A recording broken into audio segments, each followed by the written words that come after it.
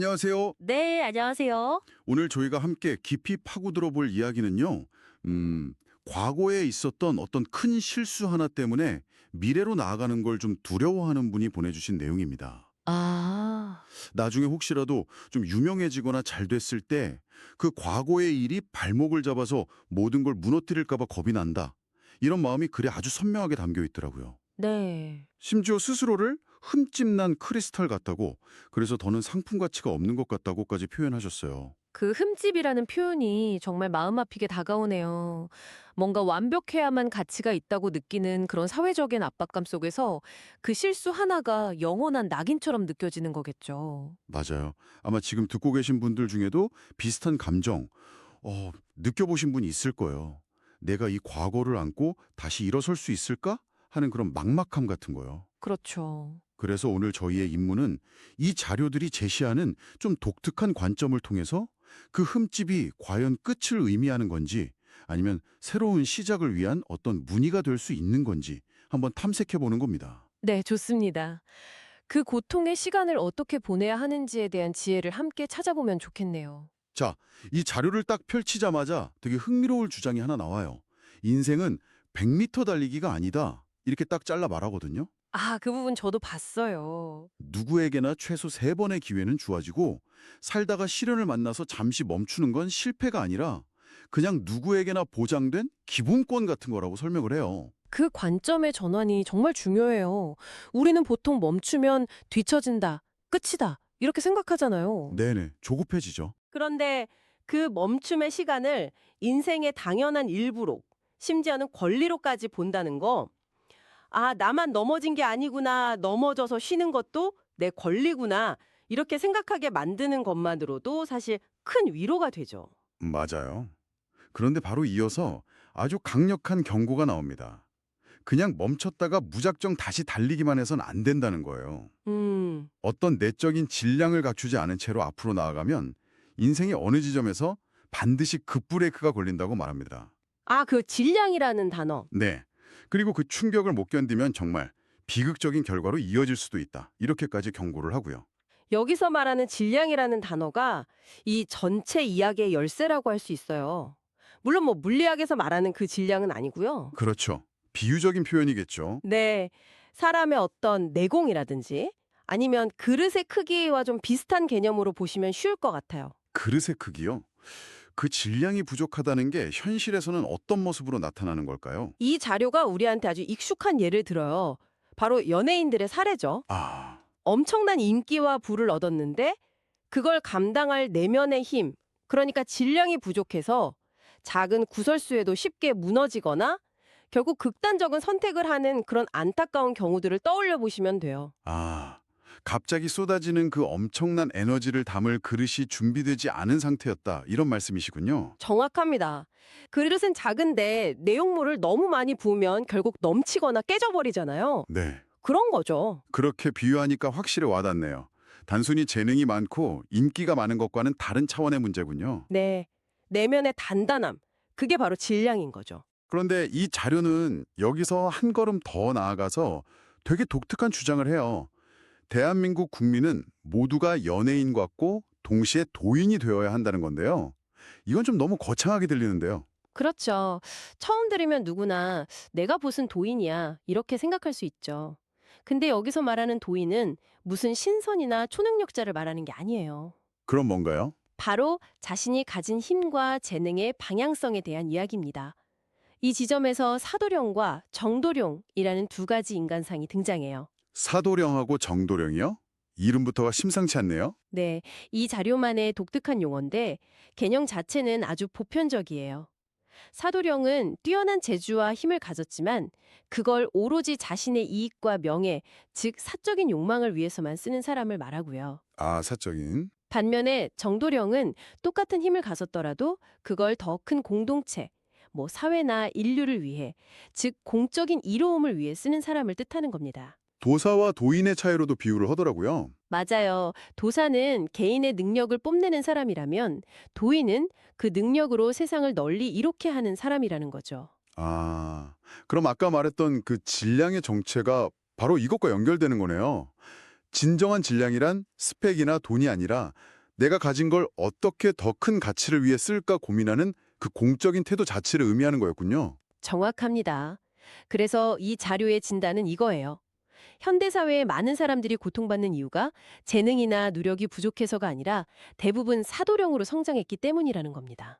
힘은 있는데 엄청난 부, 막강한 영향력을 손에 쥐었는데 정작 그 힘을 어디에 써야 할지 인생의 방향성을 못 찾고 방황하는 거죠. 그래서 바르게 사는 법, 이 자료의 표현을 빌리면 정법을 배워야 한다고 주장하는 거고요. 알겠습니다. 질량의 의미, 그리고 사도령과 정도령이라는 개념까지. 이 자료가 세상을 보는 좀 독특한 틀을 조금은 이해한 것 같습니다. 네. 그럼 이제 가장 중요한 질문으로 다시 돌아와 보죠. 이 거대한 이야기가 지금 흠집난 크리스탈이 된 것 같다고 느끼는 당신의 고민과 도대체 어떻게 연결될까요? 네, 핵심적인 질문이죠. 이 자료는 아주 단호하게 한 가지를 주문합니다. 뭔데요? 억지로 다시 잘 되려고 발버둥 치지 마라. 발버둥 치지 말라고요.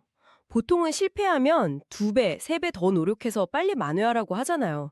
정반대 이야기네요. 네, 그 조급함이야말로 가장 위험한 독이라고 보는 거예요.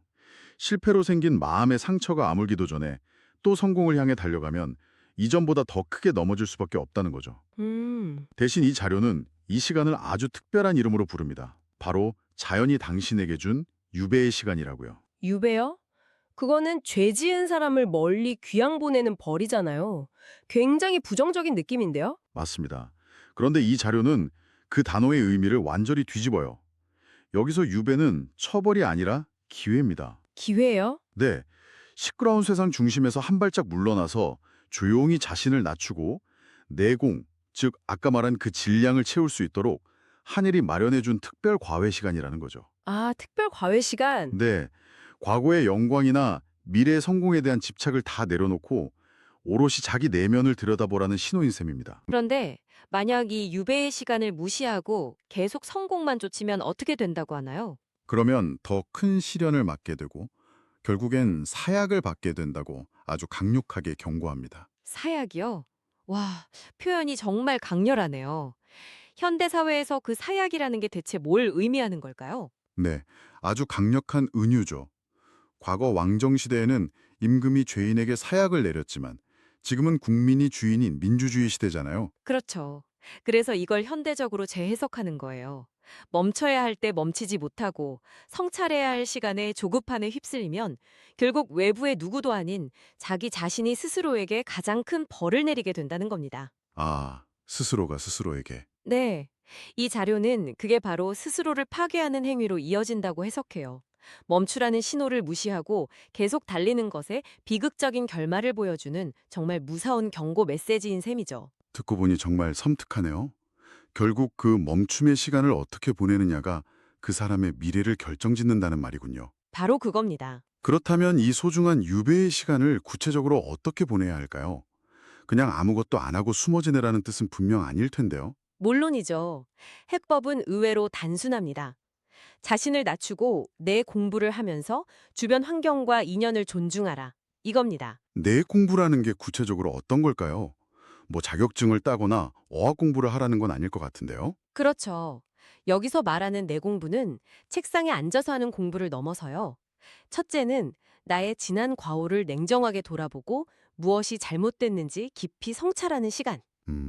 성찰. 둘째는 내가 가진 재능과 경험을 앞으로 어떻게 하면 사회에 이롭게, 즉 공적으로 쓸 수 있을지 그 방향성을 고민하는 시간이고요. 한마디로 사도령이었던 과거의 나를 벗고 정도령으로 다시 태어나기 위한 내면의 준비 기간인 거죠. 네. 그리고 그 과정에서 지금 내게 주어진 아주 작은 환경, 뭐 가족이나 몇 안 되는 친구 같은 소중한 인연들을 존중하고 감사하는 마음을 갖는 게 중요하다고 말합니다. 그렇게 묵묵히 내실을 다지면서 시간을 보내다 보면 그 다음은 어떻게 되는 건가요? 내가 스스로 자, 이제 공부 끝났다. 세상으로 다시 나가자. 이렇게 선언하고 나가는 건가요? 이 자료에서 가장 희망적인 메시지가 바로 이 부분에 있어요. 절대로 그렇지 않다는 겁니다. 아, 그래요? 네, 내가 스스로 나서는 게 아니라고 해요. 그렇게 겸손하게 내공을 쌓으며 시간을 보내다 보면 어느 날 반드시 나를 알아봐주는 아주 좋은 인연이 기적처럼 찾아온다고 합니다. 와, 그리고 그 사람이 내 손을 딱 잡고 이제 유배 끝났습니다. 함께 가시죠. 하면서 나를 세상 밖으로 이끌어준다는 거예요. 와, 그건 정말 영화의 한 장면 같은데요. 내가 나를 일으켜 세우는 게 아니라 다른 사람이 와서 나를 알아봐주고 키워준다는 거잖아요. 맞습니다. 성장은 결코 혼자서 아등바등 이뤄내는 게 아니라는 점을 강조하는 거죠. 내가 충분히 내면의 질량을 채워서 준비가 되었을 때 우주가 나를 도와줄 사람을 보내준다는 일학이에요. 아, 준비가 됐을 때. 네, 그 새로운 인연이 내게 새로운 길을 열어주고 필요한 지혜를 주어서 다시 일어서게 한다는 거죠. 그러니 지금 당장 길이 안 보인다고 해서 조급해하거나 절망할 필요가 전혀 없다는 아주 따뜻한 희망의 메시지입니다. 그 말을 들으니까 어깨의 짐이 한결 가벼워지는 느낌이네요. 내가 모든 걸 다 해결해야 한다는 그 압박감에서 벗어날 수 있으니까요. 그렇죠. 내가 할 일은 그저 내 자리에서 묵묵히 내 공부를 하는 것뿐이군요. 그리고 이 자료가 당신에게 주는 마지막 위로가 있습니다. 당신이 저지른 실수는 전적으로 당신 혼자만의 잘못이 아니라 사회와 함께한 것이기에 너무 깊이 자책하지 말라는 겁니다. 사회와 함께한 것이다. 네, 당신이 그런 선택을 하도록 만든 사회의 어떤 구조적인 문제나 주변 환경의 영향도 분명히 있었을 거라는 거죠. 그렇다면 내가 사회로부터 받은 상처나 영향이 있는 만큼 그걸 다시 사회의 좋은 방향으로 갚아야 할 일종의 빚이 있다고도 볼 수 있겠네요. 바로 그겁니다.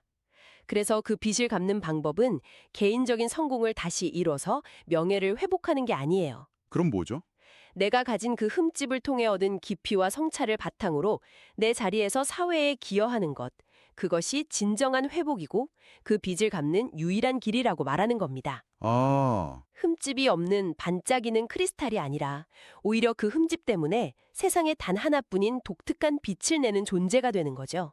흠집을 통해 더 깊은 빛을 내는 존재라. 스스로를 상품 가치가 없다고 여기셨던 분께는 정말 큰 울림을 주는 말일 것 같습니다. 네, 이 자료의 전체적인 흐름을 좀 요약하자면 개인의 성장이란 결국 사도령에서 정도령으로, 즉 남만을 위해 쓰던 힘과 재능을 모두를 위해 쓰는 사람으로 변화하는 여정이라는 겁니다. 네. 여기서 당신이 혼자 조용히 곱씹어 볼 만한 질문을 하나 던져드리고 싶습니다. 당신이 몸담건 있거나 앞으로 몸담고 싶은 그 분야에서 공적으로 산다는 것은 구체적으로 어떤 모습일까요? 그리고 당신의 그 아픈 실수를 단순히 지우고 싶은 사적인 실패로 여기는 대신 이 사회에 반드시 갚아야 할 의미 있는 빚으로 바라본다면 당신의 다음 발걸음은 오늘과 어떻게 달라질 수 있을까요?